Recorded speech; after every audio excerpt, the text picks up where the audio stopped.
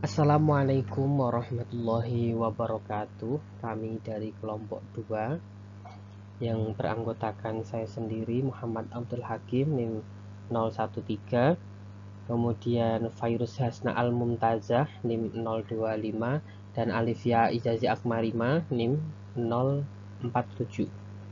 Di sini kami akan mencoba mempresentasikan tentang keberagaman peserta didik berkebutuhan khusus, yaitu anak yang mengalami gangguan penglihatan atau hambatan penglihatan atau tunanetra, kemudian hambatan pendengaran dan bicara atau tunarungu atau tunaganda, dan hambatan gerak dan motorik atau tunadaksa.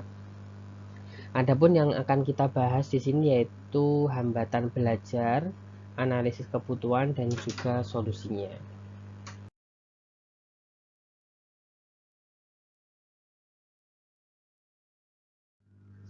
Mari kita mulai pembahasan dari yang pertama, yaitu hambatan penglihatan atau tunanetra. Tunanetra berasal dari kata tuna yang berarti rusak atau rugi, dan netra yang berarti mata. Jadi tunanetra yaitu individu yang mengalami kerusakan atau hambatan pada organ mata. Menurut Daniel P. Halahan, James M. Kaufman, dan Paige J. Pullen pada tahun 2019 mengemukakan sebagai berikut. Definisi di atas dapat dikemukakan bahwa anak buta atau seseorang yang memiliki ketajaman visual 20/200 atau kurang pada mata atau penglihatan yang lebih baik setelah dilakukan koreksi, misalnya kacamata, atau memiliki bidang penglihatan begitu sempit dengan diameter terlebar memiliki jarak sudut pandang tidak lebih dari 20 derajat. Definisi tersebut diperkuat dengan pengertian menurut Baraga pada tahun 1982 bahwasanya anak yang mengalami ketidakmampuan melihat adalah anak yang mempunyai gangguan atau kerusakan dalam penglihatannya, sehingga menghambat prestasi belajar secara optimal, kecuali jika dilakukan penyesuaian dengan pendekatan-pendekatan penyajian pengalaman belajar, sifat-sifat bahan yang digunakan, dan atau lingkungan belajar. Nah, tunanetra ini diklasifikasikan menjadi 2.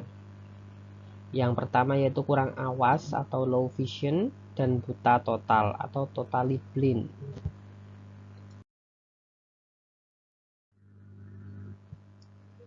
Kemudian hambatan belajar. Pada tunanetra ringan atau kurang awas atau low vision tadi, tunanetra ringan adalah gangguan penglihatan ringan dan masih bisa mengikuti pembelajaran serta mampu melakukan aktivitas seperti orang pada umumnya, seperti orang normal dengan menggunakan sisa fungsi penglihatannya. Untuk ciri-ciri umum penyandang low vision atau kurang awas ini, yang pertama yaitu menulis dan membaca dalam jarak dekat. Kemudian yang kedua yaitu hanya dapat membaca huruf berukuran besar. Yang ketiga terlihat tidak menatap lurus ke depan ketika memandang sesuatu. Yang keempat kondisi mata terlihat kabut atau berwarna putih pada bagian luar. Dan yang kelima yaitu sulit melihat pada malam hari daripada siang hari dan pernah mengalami operasi mata dan atau sering menggunakan kacamata tebal pada saat masih bisa melihat dengan jelas. Kemudian yang kedua yaitu tunanetra total atau totally blind. Nah, tunanetra total ini adalah gangguan penglihatan di mana fungsi penglihatannya itu tidak dapat bekerja sama sekali, sehingga benar-benar tidak dapat melihat gelap ataupun terang.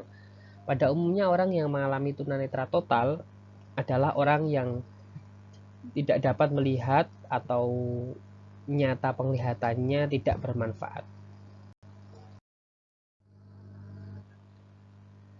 Untuk analisis kebutuhan dan solusinya, pada pembelajaran matematika anak penyandang low vision, pembelajaran untuk anak low vision tidak jauh berbeda dengan anak normal, tetapi mereka memerlukan penyesuaian dengan alat yang digunakan.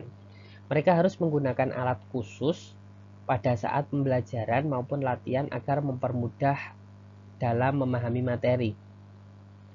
Anak penyandang low vision memerlukan perhatian khusus dalam proses pendidikannya, seperti contoh tulisan huruf dengan ukuran yang lebih besar dari umumnya. Kemudian pencahayaan harus kuat, meja serta lingkungannya diberi warna-warna yang ringan, menggunakan kapur dengan papan tulis berwarna hijau,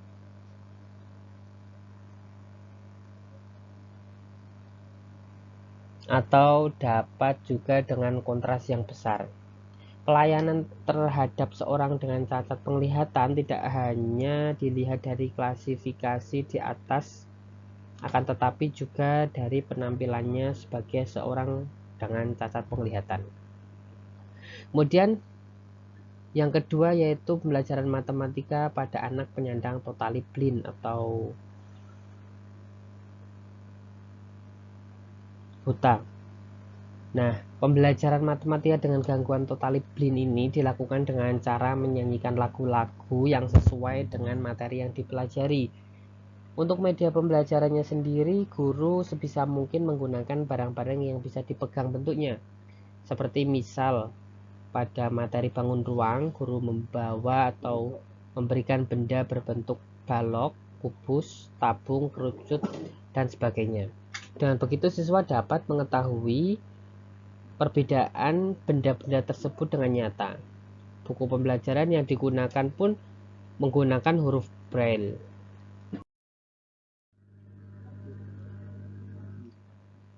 Setelah kita tahu hambatan, kemudian analisis dan solusinya, di sini kita akan bahas karakteristik.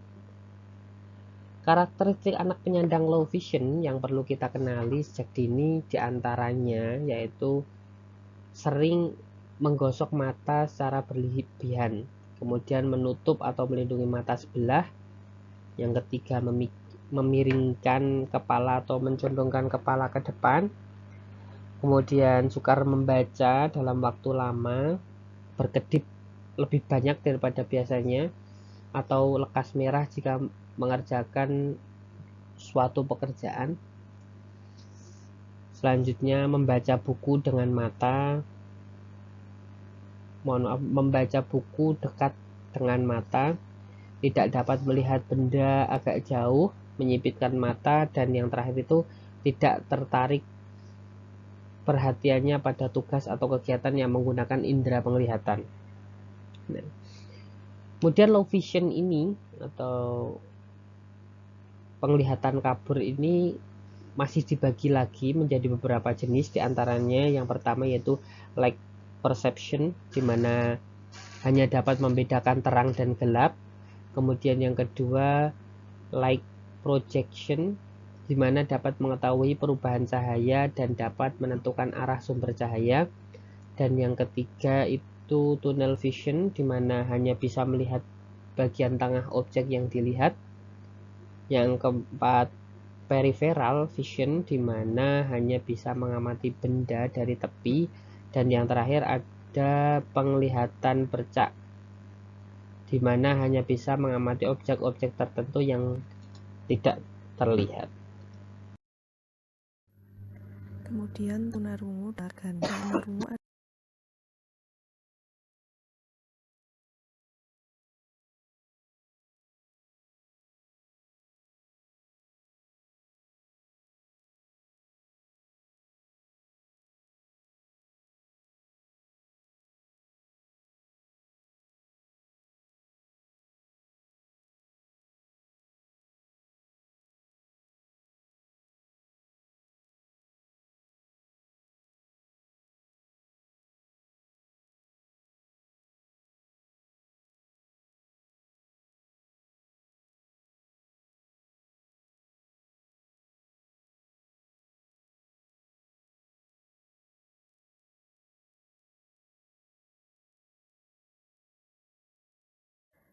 Individu dengan gangguan pendengaran membutuhkan layanan pembelajaran melalui bahasa isyarat atau dengan latihan membaca gerak bibir.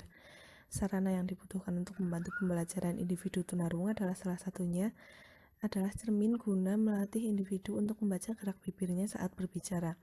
Selain itu, individu tunarungu juga membutuhkan alat bantu dengar dan interpreter, atau yang paling sederhana adalah alat tulis untuk membantu mereka dalam berkomunikasi.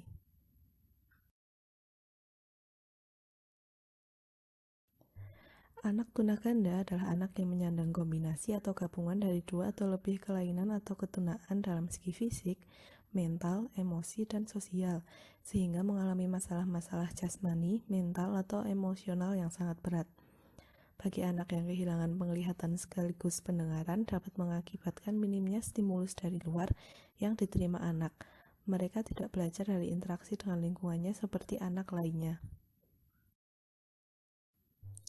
Ketika dua saluran utama dalam menerima informasi terhambat atau tidak berfungsi, ini akan berdampak pada perkembangan anak di beberapa area utama, yaitu perkembangan komunikasi, perkembangan gerak, perkembangan kognitif, perkembangan sosial emosi, dan perkembangan konsep dan citra diri. Lebih lanjut, dampak dari keadaan kehilangan yang disertai hambatan lain memerlukan banyak strategi dalam proses pembelajaran dengan mempertimbangkan hal-hal berikut. Dampak dari kelainan pada kesulitan dalam pembelajaran, karakteristik pembelajaran harus bersifat sepanjang masa, dan pembelajaran harus berarti. Yang terakhir, tunadaksa. Anak tunadaksa sering disebut dengan istilah anak cacat tubuh, cacat fisik, dan cacat ortopedi.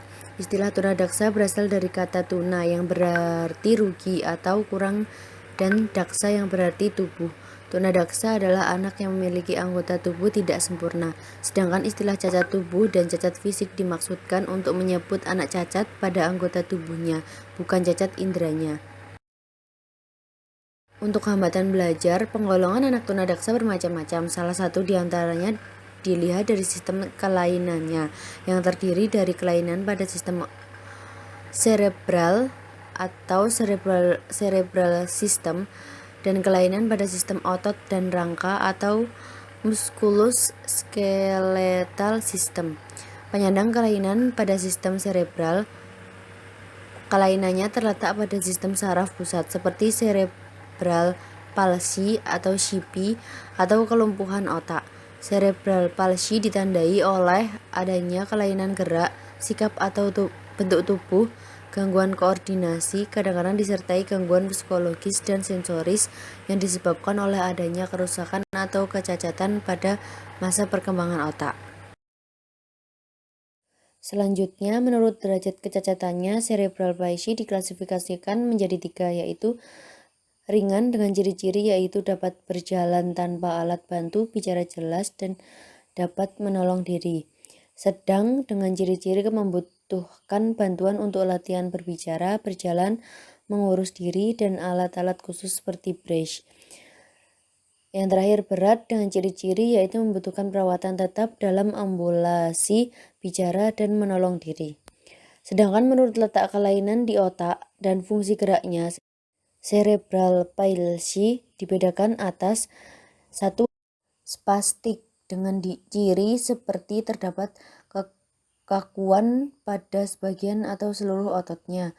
Yang kedua, dyskinesia yang meliputi atetosis atau penderita memperlihatkan gerak yang tidak terkontrol. Rigid, kekakuan pada seluruh tubuh sehingga sulit dibengkukkan. Tremor, getaran kecil yang terus-menerus pada mata, tangan, atau pada kepala. Yang terakhir, ataksia atau adanya gangguan keseimbangan, jalannya gontai, koordinasi mata dengan tangan tidak berfungsi, jenis campuran. Seorang anak mempunyai kelainan 2 atau lebih dari tipe-tipe di atas. Golongan anak tunadaksa berikut ini tidak mustahil akan belajar bersama dengan anak normal dan banyak ditemukan pada kelas-kelas biasa. Untuk karakteristik akademik meliputi kecerdasan, kemampuan persepsi, kognisi, dan simbolisasi. Anak tunadaksa dengan kelainan pada sistem otot dan rangka tidak mengalami gangguan sehingga mereka dapat belajar bersama dengan normal. Anak tunadaksa yang mengalami kelainan pada sistem cerebral, karakteristik akademiknya mengalami gangguan sehingga mereka mengalami kesulitan dalam menerima pelajaran dan prestasi akademiknya rendah. Pengembangan aspek ini dapat dilaksanakan secara formal di sekolah melalui kegiatan pembelajaran serta pemberian kesempatan dan perhatian khusus pada anak tunadaksa untuk mengoptimalkan perkembangan intelektual dan akademiknya. Untuk analisis kebutuhan dan solusi, tujuan pendidikan anak tunadaksa bersifat ganda atau dual purpose, yaitu yang pertama berhubungan dengan aspek rehabilitasi dan pengembangan fisik. Tujuannya adalah untuk mengatasi permasalahan yang timbul sebagai akibat langsung atau tidak langsung dari kecacatannya. Yang kedua berkaitan dengan pendidikan. Tujuannya adalah untuk membantu menyiapkan peserta didik agar mampu mengembangkan sikap, pengetahuan, dan keterampilan sebagai pribadi maupun anggota masyarakat dalam mengadakan hubungan timbal balik dengan lingkungan sosial, budaya, dan alam sekitar serta dapat mengembangkan kemampuan dalam dunia kerja atau mengikuti pendidikan lanjutan. UU nomor 2 tahun 1989 tentang USPN dan PP No. 72 tentang PLB. Conor tahun 1975 mengemukakan sekurang-kurangnya 7 aspek yang perlu dikembangkan pada diri masing-masing anak tunadaksa melalui pendidikan, yaitu yang pertama, pengembangan intelektual dan akademik. Yang kedua, membantu perkembangan fisik. Yang ketiga, meningkatkan perkembangan emosi dan penerimaan diri anak. Yang keempat, mematangkan aspek sosial. Yang kelima, mematangkan moral dan spiritual. Yang keenam, meningkatkan ekspresi diri. Yang terakhir, mempersiapkan masa depan anak. Sekian presentasi dari kelompok kami, banyak kurangnya mohon maaf. Jika ada yang ditanyakan bisa di kolom komentar dan bisa juga menjawab pertanyaan di kolom komentar yang sudah kami bikin formnya. Terima kasih. Wassalamualaikum warahmatullahi wabarakatuh.